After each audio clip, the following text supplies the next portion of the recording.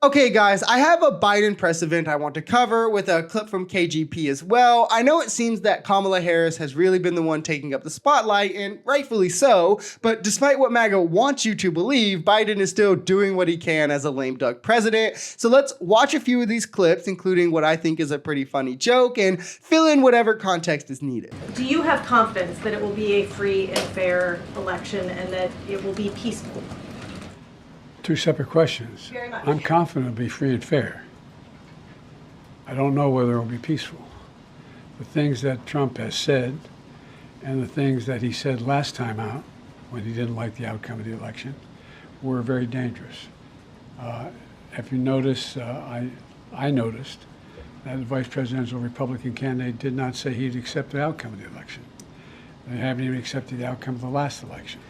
So I'm concerned about what they're going to do. This is something that everyone should be worried about. Anyone who considers themselves a patriot or enjoys the American experiment that wants to preserve our democracy, Trump is already saying stop the steal, just like he did in 2020, leading up to where he tried to commit election interference. He's saying that. He's getting his base ready to cry fraud already if he loses. J.D. Vance refused to say that Trump lost in 2020 and refused to say if he would accept the results in 2024. There's over 70 state election officials who are 2020 election deniers. This is set up exactly how Trump wants to be able to cause even more division, even more chaos if he loses, and not enough people are talking about it. And I'm afraid that his base will do something at his direction because he's probably not running in 2028, so he doesn't even have to mince his words if this happens. If he loses, they're going to do something crazy. It'll be January 6th 2.0, which will only send this country further into the division that Trump started to exacerbate back in 2016.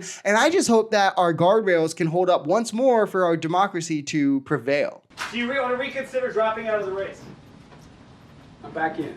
I had to add this quick clip in because it genuinely did make me laugh. It was a good natural response to ultimately a really silly question, which is something that Biden's always been good at, these kind of quip backs to reporters that are just like talking nonsense, which is why I've never really understood the MAGA talking points. Like Trump has never once made me laugh off teleprompter, on teleprompter, in a natural response, maybe laugh at him because he's a complete imbecile, but never with him, never at a joke, definitely. Yet I'm supposed to believe that Biden has this rare form of dementia that allows him to read a teleprompter perfectly fine, allows him to give the majority of his speeches perfectly fine, allows him to quip like this perfectly fine, but it only kicks in when he's off script, but also not when he's joking. I mean, it makes a lot of sense. These people definitely understand dementia. They've definitely met people with dementia, and they all are qualified enough to diagnose a man. Former President Trump is accusing the Biden administration of using FEMA funding to support undocumented migrants. How is the White House responding to that? I mean, it's just categorically false. It is not true.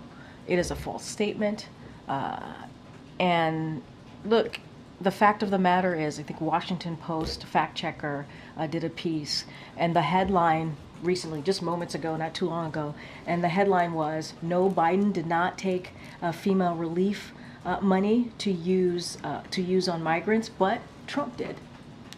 I'll leave it there. When I first saw this clip, the first thing I thought is, where have we gotten as a country where the White House is forced to respond to blatant lies with no substance to them? Why, instead of asking the White House, why don't they ask Trump why he lied? And that's when it clicked for me, and I realized it's because Trump literally never speaks to reporters anymore. Remember when Kamala wasn't speaking to reporters and this was like a huge issue, and now MAGA says nothing when Trump stops talking to reporters? He definitely doesn't take hostile questions, and if he is backed into a corner with one, he just calls them fake news and won't answer their question. But it is crazy the stain that we've put on the White House and political reporting that was once widely respected, that we're letting reporters just spread Trump's falsities all the way to the White House, even though they've been widely debunked and are pretty easily disprovable as well. I mean, no, Mayorkas didn't say we were out of money because we spent them on migrants. You could literally just watch him speak and you would know that he didn't say that. He even said that we have enough money for this disaster, that he's worried because of lack of funding, lack of a budget being signed in the House of Representatives,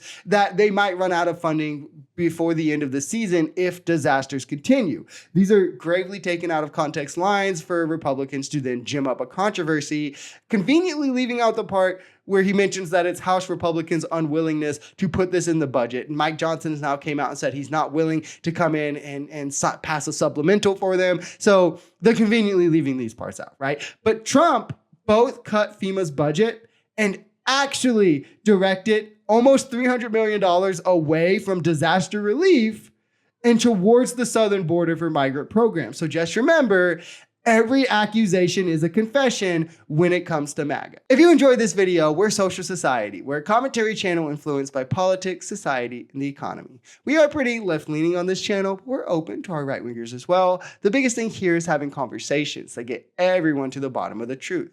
If that sounds like something that could interest you, consider smashing that subscribe button, leaving us a like, or even commenting on this video. We even have memberships available as low as $3 if you'd like to support, because the only way we become a society is together.